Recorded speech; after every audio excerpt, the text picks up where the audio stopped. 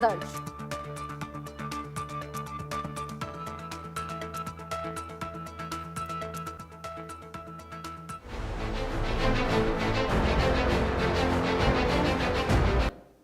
नमस्कार, good afternoon. आपके साथ में हर्षा शर्मा। आप देख रहे हैं इंडिया न्यूज। बीएलए और टीटीपी ने पाकिस्तान में कोहराम मचाकर रखा हुआ है। एक तरफ जहां खैबर पख्तूनख्वा में टीटीपी के ताबड़तोड़ हमले से मुनीर की सेना के होश फाख्ता हो गए हैं, तो वहीं बलूचिस्तान में एक के बाद एक हमलों के जरिए बीएलए ने पाक आर्मी की कमर तोड़कर रख दी है। और एक बार फिर से खैबर पख्तूनख्वा में टीटीपी के लड़ाकों ने पाकिस्तानी सेना पर जोरदार हमला बोला। टीटीपी ने मोर्टार लॉन्चर के जरिए पाक सेना के काफिले को निशाना बनाया, जिसमें पाक सैनिकों को भारी नुकसान पहुंचा। वहीं बलूचिस्तान में बीएलए ने पाक मिलिट्री कैंप पर अटैक किया। पाक मिलिट्री कैंप के अंदर 3 धमाके सुने गए हैं। बीएलए के हमले में भी मुनीर सेना को भारी नुकसान हुआ है, ये खबर सामने आई है। वैसे हाल ही के दिनों में जिस तरह से टीटीपी और बीएलए के हमले तेज हुए हैं, ऐसे में निश्चित तौर पर मुनीर की मुसीबतें भी अब बढ़ चली हैं। हालांकि मुनीर से जब भी इस मामले में कोई भी सवालात किए जाते हैं तो वो चुप्पी साध लेते हैं, लेकिन जिस तरीके से बीएलए और टीटीपी लगातार नुकसान पहुंचा रहे हैं पाकिस्तान को, खास तौर पर पाकिस्तानी सेना को, ऐसे में ये साफ है कि पाकिस्तानी सेना इसमें खासा खामियाजा भुगतती नजर आ रही है। अब टीटीपी ने पाकिस्तान में ये जो कोहराम मचाया है, इसको लेकर कुछ और जानकारियां, इन हमलों को लेकर कुछ और जानकारियां आपको ग्राफिक्स के माध्यम से देंगे। पाकिस्तान में टीटीपी और बीएलए के हमले लगातार जारी, यानी कि दो तरफा हमले हो रहे हैं। टीटीपी भी हमला कर रहा है, बीएलए भी हमला कर रहा है। टीटीपी ने खैबर पख्तूनख्वा में पाकिस्तानी सेना पर हमला किया। टीटीपी ने पाकिस्तानी सेना के टैंक पर अटैक किया है, टैंक को निशाना बनाया है। सैन्य काफिले पर मोर्टार लॉन्चर से हमला किया गया है। और इसी बीच ये जो पूरा हमला है, टीटीपी के हमले में पाक आर्मी को भारी नुकसान पहुंचा है। एक हफ्ते के भीतर टीटीपी ने ऑपरेशन अल खंदक के तहत 10 से ज्यादा हमले किए हैं, 10 से ज्यादा हमले बोले हैं। खैबर कुर्रम, डेरा इस्माइल खान में पाकिस्तान सेना पर यह पूरा हमला देखने को मिला। हमले से पिछले एक हफ्ते में 20 पाकिस्तानी सैनिकों की मौत हो चली है। यह आंकड़ा बेहद ज्यादा बढ़ चला है अगर पूरे साल भर की बात की जाए। बीएलए का हमला पाकिस्तान जिससे दहला हुआ है। कुछ और हमलों की जानकारी आपको ग्राफिक्स के माध्यम से देंगे। बलूचिस्तान में पाकिस्तानी मिलिट्री कैंप पर अटैक किया गया। होशाब कैंप पर हमलावरों की फायरिंग की गई है। इसी बीच पाकिस्तानी मिलिट्री कैंप के अंदर 3 धमाके बोले गए हैं।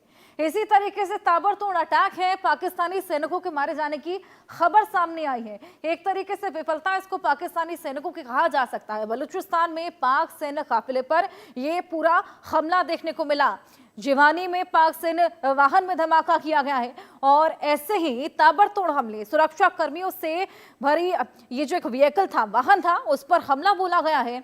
बीएलए के कब्जे में है पाक सैन्य अधिकारी। अब देखिए, कब्जे में भी ले लिया है, हमने तो बोले ही। बीएलए ने जारी की है पाक अधिकारी की तस्वीर, जिसको कब्जे में लिया है उसकी तस्वीर भी जारी की है। बलूचिस्तान में पाकिस्तानी मिलिट्री कैंप पर यह बेहद बड़ा अटैक देखने को मिला है। इसी तरीके से शुरुआती दौर से ही बीएलए और टीटीपी लगातार प्रहार बरसा रही है। बीएलए यानी कि बलूच लिबरेशन आर्मी, जो कि बलूचिस्तान की अलग होने की मांग को लेकर अड़े है, क्योंकि बलूचिस्तान के लोगों को वहीं के खनिजों का ये जो सौदा वहां पे चलता रहता है। शहबाज शरीफ, आसिम मुनीर जो अभी हाल फिलहाल सौदा करके आए थे डोनाल्ड ट्रंप के साथ में खनिजों का, उसी का फायदा नहीं मिल पाता। बेसिक नेसेसिटीज लोगों को नहीं मिल पाती। और यही वजह है कि ये पूरा रोष देखने को मिलता है, ये पूरा विद्रोह, ये पूरा विध्वंस देखने को मिलता है। आइए इसको लेकर और बातचीत करेंगे। हमारे साथ colonel retired TP Tyagi ji, रक्षा विशेषज्ञ हैं, जुड़ गए हैं। टीपी त्यागी जी, बहुत स्वागत है आपका। देखिए, टीटीपी और बीएलए लगातार हमले बोल रहा है, और इसी बीच एक पैटर्न जो हमने शुरुआत से ही ऑब्जर्व किया टीपी त्यागी जी, कि या बीएलए हो या फिर टीटीपी हमले बोलेगा, केवल पाकिस्तानी सैन्य के जो व्हीकल्स होते हैं उस पर हमले बोलता है। चाहे वो मोटार दागना हो, चाहे वो आईईडी का ब्लास्ट करना हो, मैग्नेटिक ब्लास्ट ही क्यों ना करना हो। और इनफैक्ट जब जाफर एक्सप्रेस को कब्जे में लिया था तब भी उसमें पाकिस्तानी सैनिक सवार थे, तभी उस पर हमला बोला गया था। यानी कि कहीं ना कहीं उनकी मंशा साफ है कि वो आम लोगों को नुकसान नहीं पहुंचाना चाहते। उनका मकसद ये है कि उनको जो बेसिक फैसिलिटीज नहीं मिल पा रही या फिर अलग होने की जो मांग है, उसी के तहत ये सारे हमले। जी, ठीक कह रही हैं आप। वो पहले ऐसे नहीं थे। तहरीके तालिबान पाकिस्तान, याद होगा आपको, उन्होंने पाकिस्तान के एक आर्मी पब्लिक स्कूल में करीब 125 बच्चों को मार दिया था। लेकिन अब जो उनके नूर वली महसूद है, उन्होंने अपनी पॉलिसी बदल दी है। और अपनी पॉलिसी की नई पॉलिसी के मुताबिक अब वो सिविलियंस पर अटैक नहीं करते, अब केवल पाकिस्तान की आर्मी पर अटैक करते हैं।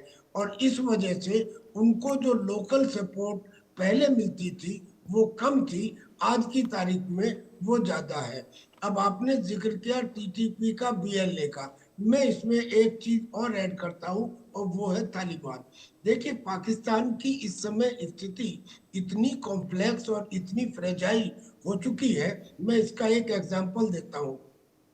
साइंस के अंदर एक प्रॉब्लम होती है जिसे हम बोलते हैं थ्री बॉडी प्रॉब्लम, यानी कि तीन बॉडीज, ग्रेविटेशनल बॉडीज, जिनके अलग अलग फंक्शंस होते हैं मगर वो आपस में कनेक्टेड होती हैं। यही सिचुएशन यहाँ पे है।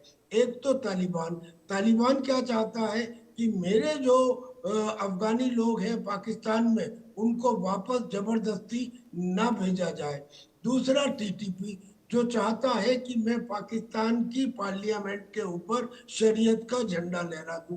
और तीसरा बीएलए, यानी कि बलूचिस्तान लिबरेशन आर्मी, जो चाहता है कि बलूचिस्तान को पाकिस्तान से अलग किया जाए, उसकी इंडिपेंडेंस हो। अब ये तीनों ऑर्गेनाइजेशन एक दूसरे से कनेक्टेड भी हैं, पाकिस्तान के अलग काम भी कर रही है, और तीनों के उद्देश्य अलग अलग है।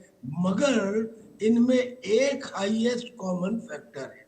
वो जो हाईएस्ट कॉमन फैक्टर है तीनों में, वो है कि हम पाकिस्तान की सेना को डैमेज करेंगे, ध्वस्त करेंगे, खत्म करेंगे। ये हाईएस्ट कॉमन फैक्टर है।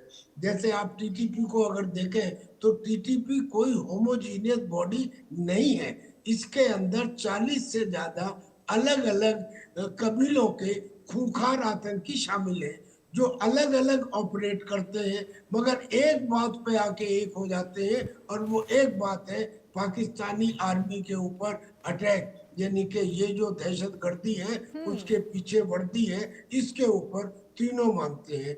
और अब उन्होंने इसको एक्शन में परिवर्तित भी किया है।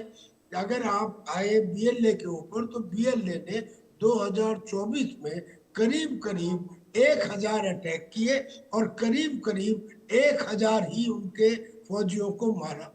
2025 में उन्होंने अपनी टैक्टिक्स बदल दी और उन्होंने सीपीईसी, यानी कि जो पाकिस्तान का वो पाकिस्तान चाइना इकोनॉमिक गलियारा है, उसके ऊपर अटैक करने शुरू कर दिए। यानी कि उन्होंने ये भी बता दिया पाकिस्तान को कि तुम जो अब समझौता करके आए हो अमेरिका से, और जो वहां के एक एरिया है जिसमें से कॉपर और गोल्ड की माइन से वहां करोगे, वो भी सुरक्षित नहीं रहेगा। ऐसे ही टीटीपी ने भी पाकिस्तान को नुकसान तो पहुंचाया, लेकिन अब उसने बॉर्डर को छोड़ के इंटरनल एरिया पे आ गया। यानी कि ये मैं चेंज ऑफ इनकी स्ट्रेटजी बता रहा हूँ। इस्लामाबाद में आके टीटीपी के फिदायीन हमले में 11 लोग इस्लामाबाद में मारे गए, बॉर्डर को छोड़ के इस्लामाबाद तक आ गए। और ऐसे ही तालिबान ने जो हालत की कि उनकी डूरन लाइन के ऊपर पाकिस्तान के सैनिकों को मारना अलग चीज है, लेकिन बेइज्जती करना अलग चीज है। This is like adding insult to the injury. क्या मतलब हुआ? जो कुछ मैंने अब तक कहा, इसका मतलब ये हुआ कि बीएलए, टीटीपी, तालिबान, तीनों डिफरेंट फोर्सेस, तीनों के अलग अलग उद्देश्य, मगर एक चीज कॉमन, पाकिस्तान की टारगेट आर्मी के तीनों का ऊपर एक ही। अटैक करना। और तीनों डायनेमिक, यानी कि तीनों की ऐसी पॉलिसी नहीं है जिसका आप अंदाजा लगा सके। ये बार बार चेंज हो रही है, डायनेमिक है, काइनेटिक है। ऐसी सिचुएशन में पाकिस्तान एक भंवर में फंसा हुआ है। ऐसे में सिचुएशन पाकिस्तान के हाथ से निकल भी सकती है पूरी तरह। बिल्कुल। टीपी त्यागी जी, लेकिन ये कितना अचंभित करने वाली बात है कि अफगानिस्तान पर हमले बोल रहे हैं, आए दिन हम देखते हैं सीजफायर का उल्लंघन कर रहे होते हैं, भारत को गीदड़ भपकियां दे रहे होते हैं, आंतरिक कला नहीं सुलटा पा रहे क्योंकि ध्यान लगा हुआ है कि इमरान खान की मुलाकात नहीं कराने दी जानी है परिजनों से, खनिजों को सौदा करना है, देश को बेचना है। अब चलिए, आम जनता के लिए आप कुछ नहीं कर पा रहे, लेकिन एटलीस्ट सैनिक वो तो अब सारे मुनीर के अंडर, क्योंकि मुनीर तो अब इतने पावरफुल हो चुके हैं कि सीडीएफ बन चले हैं। कम से कम अपनी सेना के तो हित में कुछ करे ना। देखिए, बात ऐसी है कि इस वक्त पाकिस्तान में ना इंटरनल इक्विलिब्रियम है ना एक्सटर्नल इक्विलिब्रियम है। इंटरनल इक्विलिब्रियम में जो कुछ आपको आज दिखाई दे रहा है इसके रिएक्शंस होंगे। जैसे ये कहा जाता है कि पावर करप्ट्स और एब्सोल्यूट पावर करप्ट्स एब्सोल्यूटली। अब ऐसे ही इनके पास एब्सोल्यूट पावर आ गई है और वो एब्सोल्यूट पावर का ये इस्तेमाल गलत कर रहे हैं। अगर उस एब्सोल्यूट पावर का ये इस्तेमाल ठीक कर रहे होते तो सिचुएशन कुछ थोड़ी बहुत, वो भी 100% नहीं, ठीक हो सकती थी। लेकिन इन्होंने उसका गलत इस्तेमाल कैसे शुरू किया? ऐसे कि इन्होंने जो फैज अहमद थे, यानी कि वो डायरेक्टर जनरल ऑफ आईएसआई, जिसको इनकी जगह बनाया गया था इमरान ने, तो उससे बदला लेने के लिए उसका कोर्ट मार्शल कराया और उसे 14 साल की सजा दिलवाई। आज तक पाकिस्तान की हिस्ट्री में किसी लेफ्टिनेंट जनरल को, सर्विंग को इस किस्म की सजा नहीं दी गई। तो ये क्या हुआ? ये हुआ कि जब आप किसी चीज को तादाद से ज्यादा दबाते हैं और जब उसकी कमर और दीवार के बीच में कोई स्पेस नहीं रह जाती तो वो रिटेलिएट करता है। अब ऐसे में वो तो रिटेलिएट नहीं करेगा, लेकिन देखने वाले रिटेलिएट करेंगे। अब इसमें एक के बाद एक एग्जांपल जुड़ती जा रही है। वो जो 3 बहनें हैं इमरान की, उनमें ठंड के दिनों में उनके ऊपर ठंडे पानी की बौछार करना, what do you achieve by this? You are losing your credibility every day. और अगर एक दफा क्रेडिबिलिटी खत्म हो जाए तो उसे बनाने में सालों लगते हैं। सर आप सोचिए, सीएम को खदेड़ दिया जा रहा है वहां पर। जी जी जी जी जी।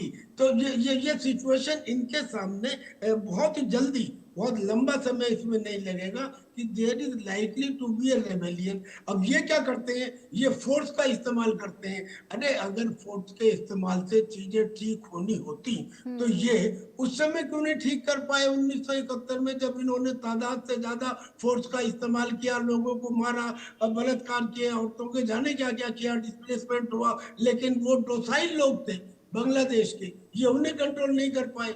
ये अपने अंदर के लोगों को कैसे कंट्रोल कर पाएंगे जिन्हें ये कहते हैं कि हम तो मरने से नहीं डरते? और ये ऐसे ही बलूचिस्तान की मार्शल कौम को कैसे कंट्रोल कर पाएंगे? लिहाजा फोर्स से सारी चीजें नहीं होती और फोर्स के अलावा दूसरा रास्ता इन्होंने बंद कर दिया। क्योंकि आज स्थिति ये है कि इन्होंने नेशनल कमांड अथॉरिटी को हटा के न्यूक्लियर स्ट्रेटेजिक कमांड बना के पूरी ताकतें, यानी कि जो इनके पास एक ही चीज है जिसके ऊपर ये नाचते खाते हैं कि हमारा एटॉमिक बम है, उसके ऊपर अपना कब्जा कर लिया। डर इस बात का है कि इन्होंने चोरी छुपे सिंध में और बलूचिस्तान में न्यूक्लियर आर्सेनल रात के अंधेरे में जाके स्टोर करने शुरू कर दिए हैं। आपकी समझ में आ जाएगा कि इन्होंने सिंध को और बलूचिस्तान को ही क्यों चुना। और इनके पास टैक्टिकल बम है। जैसे ये पहले बोलते थे ना कि हमारे पास आधा पाव के और पाव भर के बम है, वो टैक्टिकल बम है। वो टैक्टिकल बम कम यील्ड के होते हैं जिसकी वजह से आप थोड़े से एरिया को खत्म कर सकते हैं। यानी कि इनका इरादा दिखाई दे रहा है कि अगर बलूचिस्तान में और सिंध में चीजें खराब हुई तो हम कुछ सर्टेन एरिया में इनका इस्तेमाल कर सकते हैं, या हिंदुस्तान के साथ लड़ाई हुई तो बैटलफील्ड के ऊपर उसका इस्तेमाल कर सकते हैं। ये इंटेंशंस इनकी साफ दिखाई दे रही हैं। लेकिन ये भूल जाते हैं कि अगर ये इस किस्म का एक्शन लेंगे तो बेशक चाहे बिल्कुल, इनके देखिए इंटेंशन इनके ये तो मालूम था ही कि भारत को क्षति पहुंचाने के तो है ही, लेकिन अपनी वहां की जनता के साथ ही इस तरह की चीजें करने का अगर इनका प्लान है तो वाकई पाकिस्तान में हालात बेहद बदतर हो चले हैं। खैर, अब हमने देखा किस तरीके से चाहे वो खैबर पख्तूनख्वा हो, पीओके हो, बलूचिस्तान हो, अलग होने की मांग तो कर ही रहा है। विध्वंस वहां पर छिड़ा हुआ है और अब जल्द वो दिन भी आ सकता है जब खंड खंड होता हुआ पाकिस्तान सामने नजर आएगा। चलिए टीपी त्यागी जी, बहुत शुक्रिया आपका हमारे साथ जुड़ने के लिए, ये इनसाइट शेयर करने के लिए। आगे बढ़ेंगे। पिछले हफ्ते इंडिगो की फ्लाइट्स रद्द होने से लाखों यात्री परेशान